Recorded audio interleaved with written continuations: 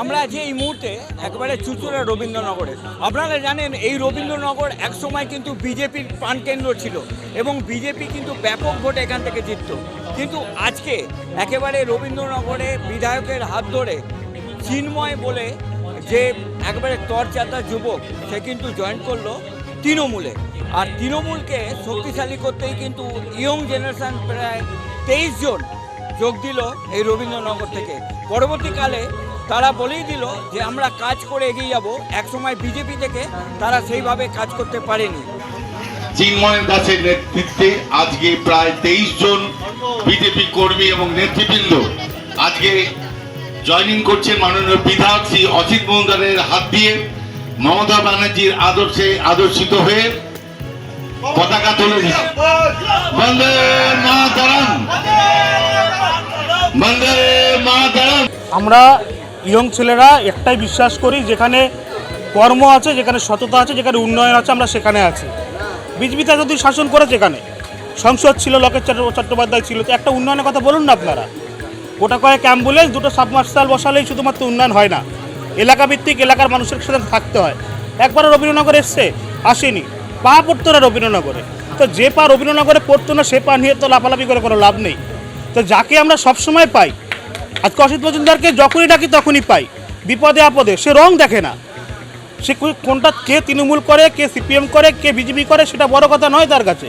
তার কাছে হচ্ছে বিধানসভা আমার, ছেলেরা আমার, কর্মীরা আমার, সবার পাশে আমাকে থাকতে হবে। তো আমাদের অসিত মজুমদারকে এতটাই মানে একজন বিধায়ক হিসাবে এত সুন্দর কাজ করেছেন। আজকে উন্নয়নটা দেখুন না, আজকে আমাদের এই আপনারা দেখতে পাবেন এই পাঠশালাটা, এই যে বড় হাই মার্শালটা বসেছে, ঠিক আছে, সামনে এই যে রাস্তাটা নতুন হয়েছে, এই রাস্তাটাও সমস্ত স্যাংশন হয়ে গেছে।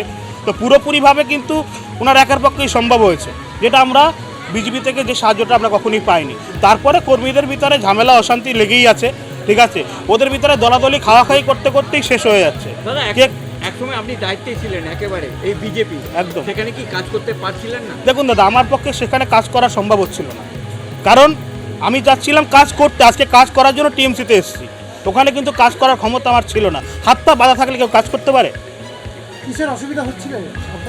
দেখুন, উপর মহল থেকে শুরু করে ওখানে যারা যারা উচ্চ পদাধিকারী রয়েছে, আমি জেলার সেক্রেটারি ছিলাম যুব মোর্চা, আমার থেকে উঁচু পদে যারা রয়েছে তারা কাজটা নিজেদের ভিতরেই বঞ্চিত রাখছিল। আমি যেটা বলবো সেটাই, হাম মারেঙ্গা করেন প্রতি, এটা তো হয় না কখনো, তাই না? এখানে স্বাধীনভাবে কাজ করতে একদম, এখানে আশা করি সাধারণভাবে কাজ করবো দরকার।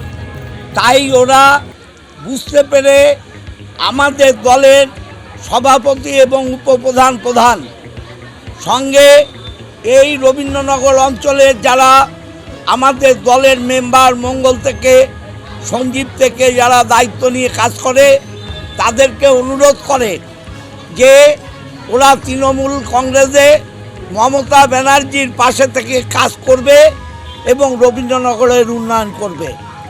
আমি আজকে আপনারা জানেন যে মহরম, কালকে রাত্রির থেকে অনেক সময় আমাদের সাড়ে রাত্রি প্রায় রাস্তায় কাটাতে হয়েছে, আজকেও সকাল থেকে হচ্ছে।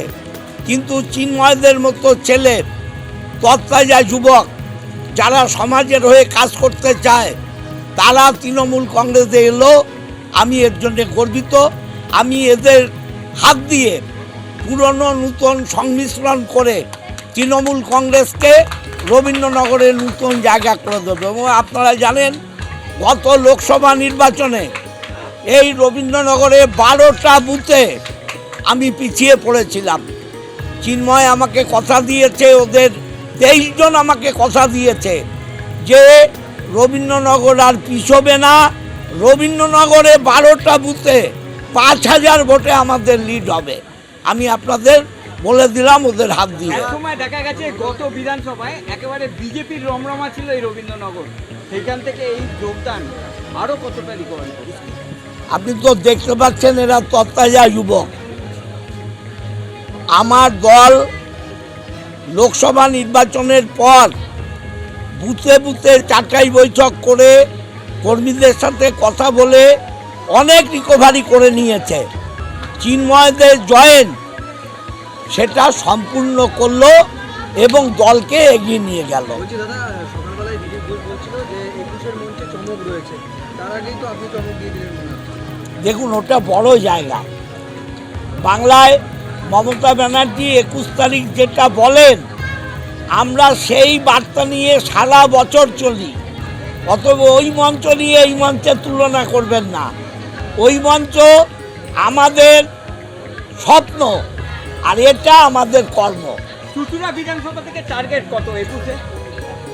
আমি তো আগেও আপনাদের বলেছি 25 থেকে 30,000, এবং চিন্ময়দের মতো ছেলেরা এর মধ্যে আরও জয়েনিং করবে, আপনাদের খবর দেব, আরও জয়েনিং করবে। এটা 35-40 হাজারে পৌঁছবে। ক্যামেরায় রূপমের সাথে উপেন্দ্র কলা, জাজবার 24 বাংলা, রবীন্দ্রনগর, হুগলি।